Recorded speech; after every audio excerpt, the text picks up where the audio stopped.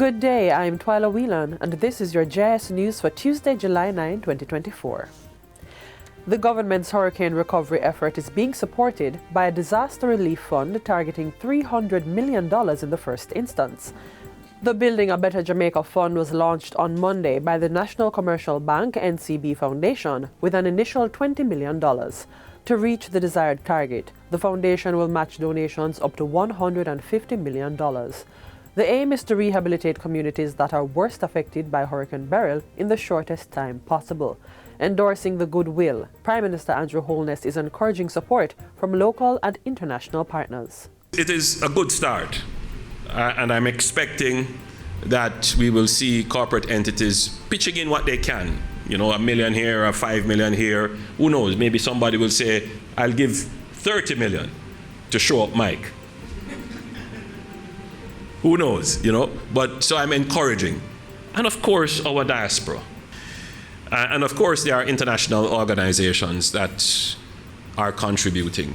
And we have had a number of them already reach out. Chairman of the NCB Financial Group, Michael Lee Chin, says the projected impact of Hurricane Beryl is gauged between Hurricanes Gilbert and Ivan, both of which cost in the region of $920 million to $2.5 billion based on 2023 inflation rates. He says it is easy for persons who have not been impacted to forget the trauma being faced by those in great need. This contribution, is equivalent to $2 million, is a drop in the bucket. This is just a catalyst to encourage other corporations, Jamaicans, to do the same and step up. The preliminary estimates of the impact of Hurricane Beryl report over $1 billion in damage to hospitals and health clinics, and the same for the agriculture sector. More than 1,000 homes were damaged or destroyed, and 385 roads were blocked, with access to electricity, water, and cell service being limited in worst affected areas. Meanwhile, an online portal has been activated to accept donations to the Building a Better Jamaica Fund. This is being channeled through the Office of Disaster Preparedness and Emergency Management, ODPEM. The website is disasterfund.opm.gov.jm. Prime Minister Andrew Holness says this coordinated platform serves as a centralized source for information and statistics on the impact of Hurricane Beryl. It will also be a single source to accept donations to the national relief effort. One of the reasons we established this official portal is to provide assurance to persons who want to donate that their donations are going to the right place and will be put to good use. And for those who would prefer to donate by a bank transfer, you can use the account numbers on the website to donate directly to ODPEM. Mr. Holness says there's a sense of hope that Jamaica will overcome this challenge and emerge stronger than ever. He emphasizes that the aim is to have a sustainable recovery in every dimension of the crisis through proper management of all donations. It is important that the government creates a space where the corporate philanthropy and the civil society philanthropy can be coordinated and organized.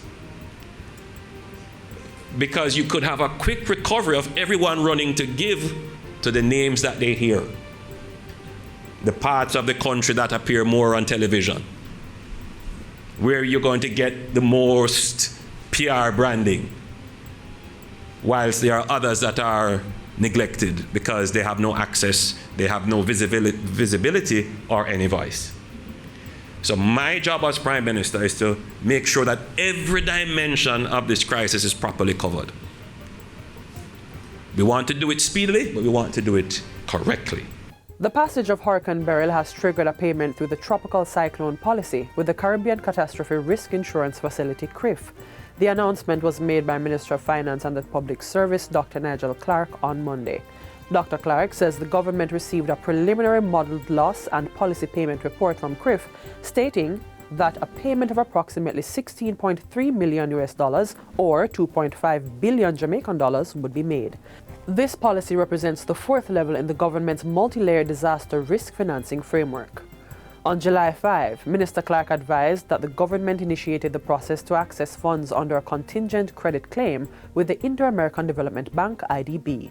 The government is also contemplating accessing other instruments, such as the Contingency Fund and the Natural Disaster Fund, both of which total $4.5 billion. Dr. Clark is expected to provide further updates on the status of additional disaster risk financing that is available in the coming weeks.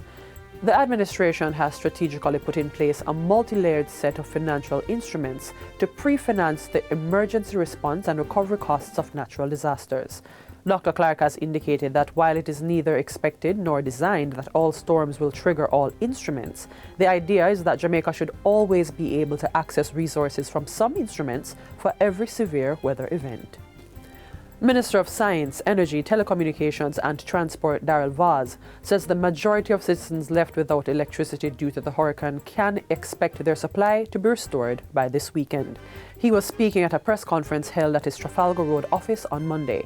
There is a special team that has been put together, a task force, which is aiming to have those areas restored in full by August 5th at the latest, which puts us at just about 4 weeks. We are making arrangements, and I've been told by JPS that most of the water supplies will be back up in short order. They're working alongside NWC as they are working with the Ministry of Health, with hospitals and other essential services. Members of the public with vehicles in the pounds operated by the Transport Authority are being urged to collect them. This call comes from Transport Minister Darrell Vaz, who reiterated the request during a press briefing on Monday. Based on the fact that there has been substantial damage and dislocation that continues, so I encourage those persons who have vehicles in the pounds that are operated by the Transport Authority to get in touch with the Transport Authority and make some arrangements, and more announcements will be made after further discourse within the ministry and instructions to Transport Authority. And finally, the Ministry of Education and Youth has postponed the start of the National Summer Academy until further notice. This is due to the adverse effects of Hurricane Beryl, which has caused significant disruption to utilities and infrastructure. The program was originally scheduled to commence on July 8 and expected to improve literacy and numeracy among students. The Education Ministry says it will provide stakeholders with further updates regarding the rescheduling of the Summer Academy in short order. For further information, individuals are advised to contact the Ministry at 876-922-1400 or any of its regional offices across the island. In the meantime, the Ministry says assessments of damage and repairs to schools have begun as the country works towards recovery and rebuilding. And that's it for JIS News Today. I'm Twyla Whelan. Thanks for watching.